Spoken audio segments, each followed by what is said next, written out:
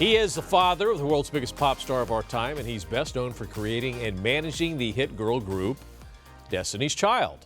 May have heard of that one. Joining us live in the studio now is Mathew Knowles. We are so excited to have you. Thank you for being here with us. Thank you guys for inviting me. With all this energy that's on set. I've learned so much about you. You're born in Alabama, was it? And then went to school in Tennessee, ended up in Houston. Well, haven't you heard Beyonce's song? Her dad's from Alabama, her mama's from Louisiana. Yeah, she gave me the whole story right there. Yeah, right there. Right, yeah. I'm curious what the #1 question you get asked is. Wow, how was it?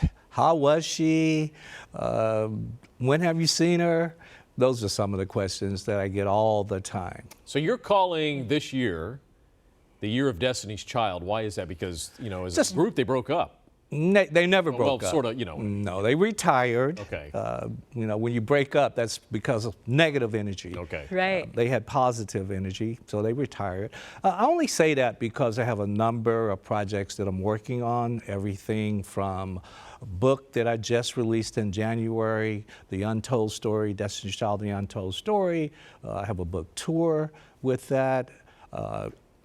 Play that, a musical actually, that we're looking at for next year. It got delayed because of my cancer scare that came in July, so we had to look at what was important, and we certainly put what was important in the proper perspective, and that's, you know, early detection. And I have an opportunity to say you can save lives by early detection of cancer.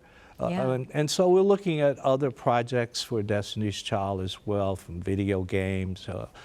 But it's a fun time because, #1, I'm the happiest that I've been in a long time, and that's really important to me. Absolutely.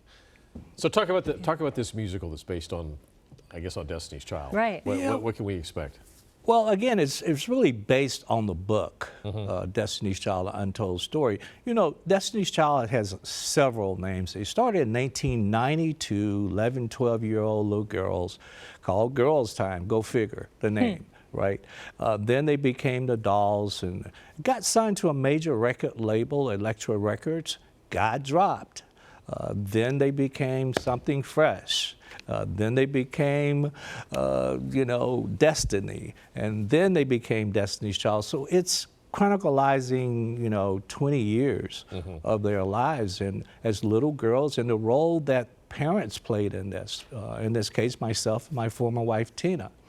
It's so cool to see how a legendary group became that, you know, went from the start to the creation of it. So looking forward to that. I grew up on Destiny's Child, and I'm hearing there are rumors that they'll be announcing a reunion tour. What can you tell us about that? Well, that's a decision the ladies will have to make. Yeah. Totally 100% their decision. And we'll just all wait and see. I can't answer that for you. A hint. It's funny you said you grew up on Destiny's Child. I was thinking, yeah, I grew up on the Jackson 5. That shows the difference between your age and mine. I like Jackson 5 too. So, I mean, when Beyonce kind of went off on her own, I mean, how did that all evolve? Well, it was strategy. It was strategy that, as their manager, that I came up with on the second Destiny's Child album, that each album thereafter, each one of the ladies had solo albums based on what their personal passion was. Michelle was gospel. She had 4 #1 gospel albums. Kelly Rowland was more pop. Outside of America, Australia, Europe, #1 albums. Beyonce, we know, is a combination pop and R&B. And we know that she's now by far the #1 female artist, if not the #1 artist. So that helped them build the brand, build their base, fan base. And, you know, one day I think they'll decide to come back and give one last hurrah, or maybe not. But right now I'm telling the story. It's been a unique story of success and failure. And I think that's really important for everyone to know that music is a very challenging, and it should be first based on passion, And you have to build an incredible team because it's not just music. Talent is critical. In this case, we had the best talent in the world to work with. But you also have to have a team that understands the business part. You mentioned some of the questions you get the most, and I'd be remiss if I didn't ask, one, what was Beyonce like? And two, what do you think it was that contributed most to her success? Well, I'll answer the latter. Her passion. Yeah. Her passion, she identified, as well as Solange, our youngest daughter, both identified their passion at a very, very young age. And as parents, we surrounded them with the tools that they needed. That's number one and key. And your first question was? How she was as a kid.